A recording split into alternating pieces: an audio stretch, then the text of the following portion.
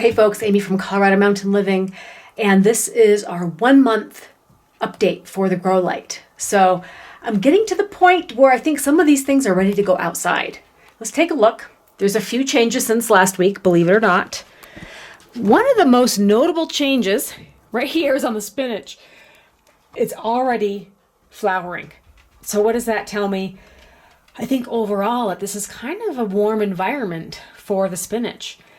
With the light on it, plus just being in the basement above the washer dryer, it might be getting a little bit too much heat. There could also be something else going on as well, but I think it's time to put these plants outside, give them some more space. I have, I believe, what you call a rogue. This is a sunflower that I planted in this container before that decided to sprout up. That differentiated itself, I could tell by the leaves. The arugula is looking a little brown though. I think this needs to be thinned out and needs more nutrients. They are about to fail because there's too many plants in that one pot. The green beans are ready to go outside. They just need a little bit of more structure. And the beets, I think, can go outside. They're definitely tall enough. We got 4 inches, 5 inches on some of these. So I'm going to put a lot of the stuff outside today, show you about the garden beds. You may have seen it in the last video, but I think a lot of these things are ready to go out in the garden with a few extra protections, and then thinning out some of these other pots right here and giving them a couple more weeks under the grow light before I put them outside. Not sure if the weather's going to hold up to keep cilantro outside, but we'll do our best. Maybe I can put them on the deck where it's really, really hot. So let's get to work.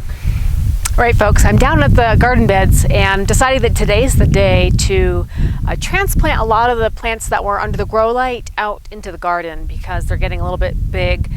And I know we were kind of in the middle of summer here, and we're having a little bit of a hot stretch, but honestly, we have really cool nights. So my strategy is to keep everything covered with this garden cover to kind of protect it from the intense sunlight and to kind of shade it a little bit. And I think that'll help with the oppressiveness of the sun that we can have during the week, during the midday. But I think the cool temperatures at night are still going to be okay for our cool weather crops like beets, spinach, and kale. So I'm going to get some of these into the ground right now. So you can notice that I've got this ground cover. Actually, this is just a soil separator, what we used for the retaining wall, and we had some left over. And it's almost the exact same material that I used for our garden bed previously to help. Up here with the altitude, the sun is very, very strong, and you really need something to kind of shade the plants during the day. It's very oppressive, it's very hot, and the plants don't like it. So I've got one beet plant, which it's down in the corner over here. Can't really see it because these containers are in the way, but it wasn't doing so great because I think the hot sun is being kind of oppressive. So what I'm going to do is plant the rest of the beets in this here corner, and if I have room, I'll do this the beans over in this corner. So I'm using my pointy trowel. It's a little tricky, I think, taking some of these seedlings out of the pots. I know I'm wanting to separate them into different plants. So let's see if I can do that without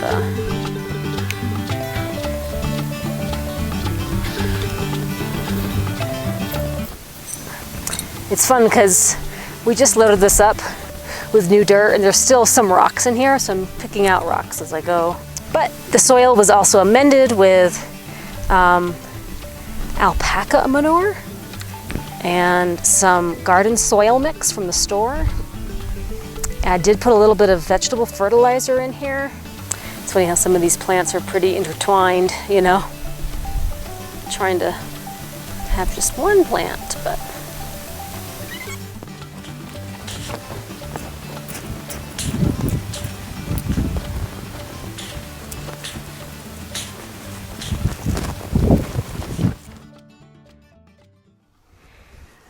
so kind of what I expected. Everything's a little bit floppy.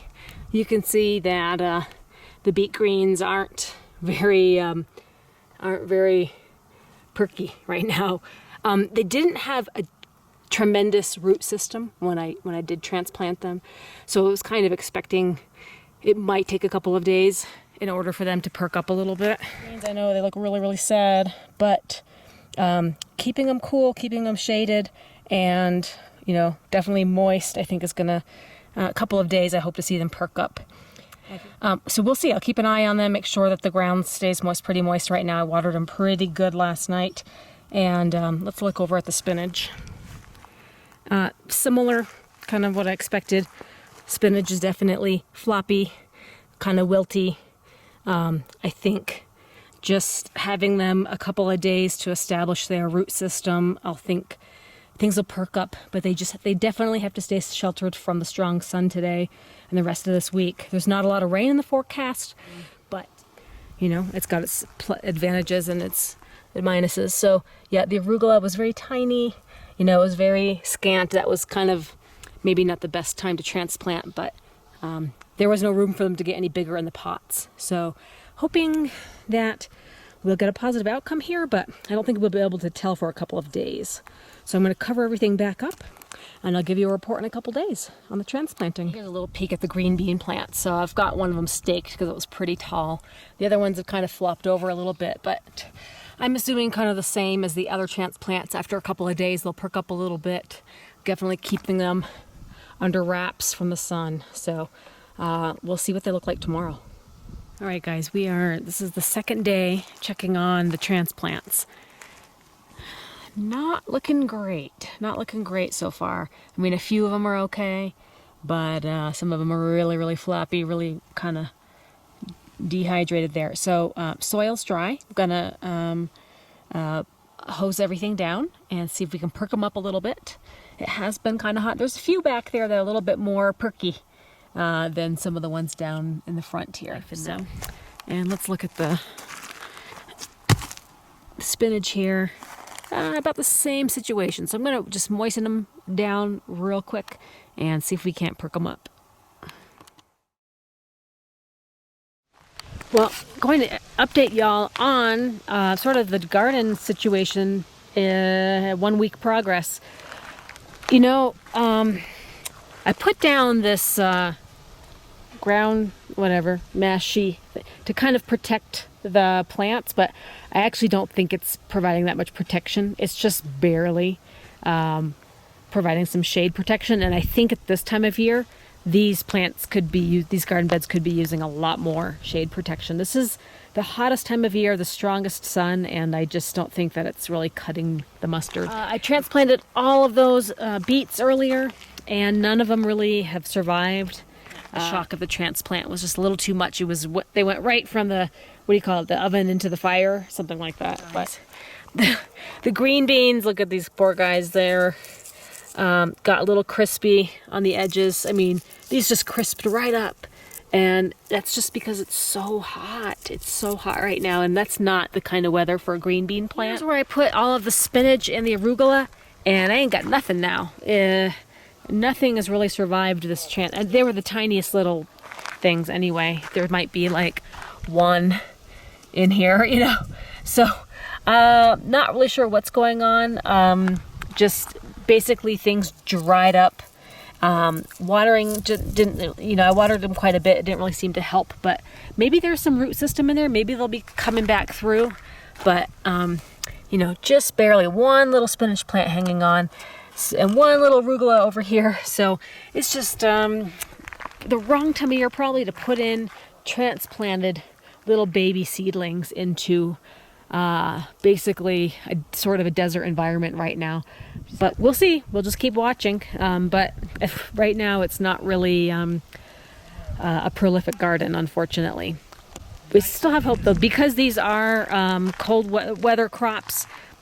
I might actually put some more seeds in to grow some more lettuce leafy kind of plants before the first freeze. So we got about 8 to 10 weeks. Hopefully. Anyways, guys, so that's kind of like my big fail with the garden is transplanting little baby seedlings into hot garden beds. Kind of cooked them, unfortunately. And look at this drought tolerant salvia plant. I think that's what this is. It is just crisping right away. Crisp. So just hot, it's just, they're just baking in the sun. And these are plants that are designed for this altitude, and they're designed to kind of withstand some of this. Now the Russian sage is doing great. They're a little bit leggy, but... Folks, I'm back out at the garden. It's been several days since I showed you the last footage, and I wanted to kind of see what the situation is.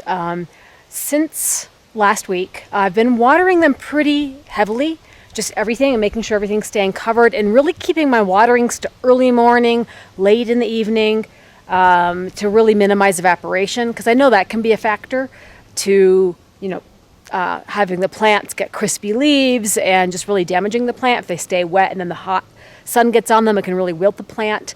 It's been a couple of weeks now that the plants have been situated in their new home, so I'm wondering if that's helping.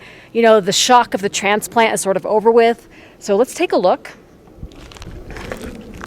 Of course, I've got a lot of coverings still, although I'm convinced that these coverings that I do have are not as robust as what I've had previously. This is not what this is designed for.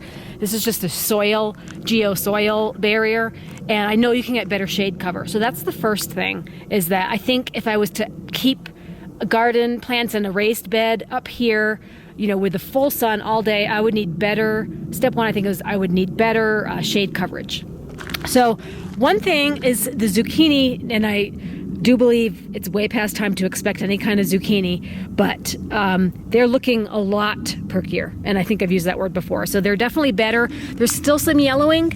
This might be from a little bit of overwatering, or maybe it's from, a little bit of sun bleaching, but they definitely seem that this is the best they've looked.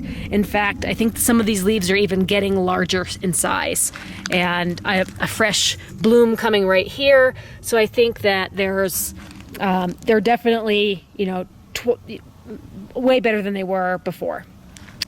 Okay, under this cover is where I've got the beets that I planted, and I showed you all those wilting beets. I thought I had lost all of my beet plants, but right here, I've got one right here.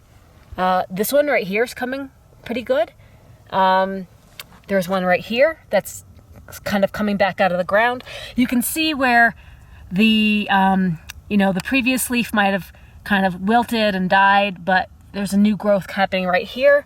And then there's another beet plant right here. And I think there was a third, and there was even a couple more. There's one right here that's kind of coming back out. So they're starting to emerge. I think where the green leaves had all died off, they're actually coming back out. Half of them are coming back out. Oh, there's another one underneath this rebar right here. So that's promising. The kale seems to be doing a little bit better. It's a little bit, maybe some more leaves coming in. So that's getting established. This baby kale, I don't know what the hell it's doing, but it's maybe going to grow into something. We'll see. There's a third leaf right there. The romaine looks about the same, but it looks better than it did. Definitely stiffer leaves, not so floppy. And the bigger romaine is looking good. So that I'm happy with. And the one I'm happy with the most encouraged by, is the green beans. So remember how crispy those leaves are? Look, remember how they were just like falling right off? Almost like no leaves left on this plant. But we've got new growth here.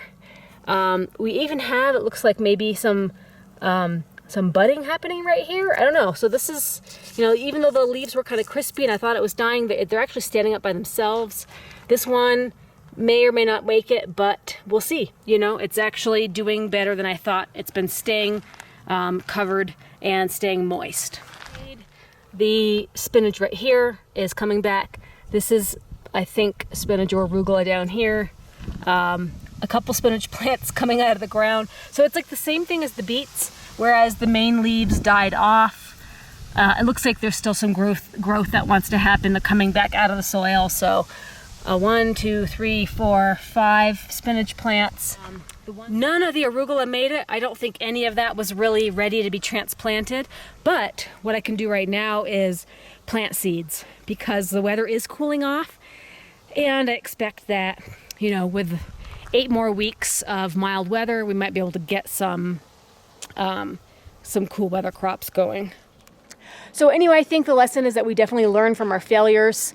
It was a lot of effort, and a lot of investment in trying to grow a bunch of seedlings with a grow light, and then having to transplant all of that and watching a lot of it die is really a bummer. But it's another lesson in really learning the right timings for things and learning your climate and when doing vegetables, especially cool weather vegetables, when that's the most appropriate. But thanks guys for joining in and just kind of to see, take part of this experiment in high altitude gardening, and I've definitely got more to come. I've got a few more plants I want to transplant as they get a little bit bigger, and then see what I can grow from seed from now through the fall. So that'll be my next experiment. So thanks guys for joining in, and again, definitely appreciate your support and all your advice. Take care.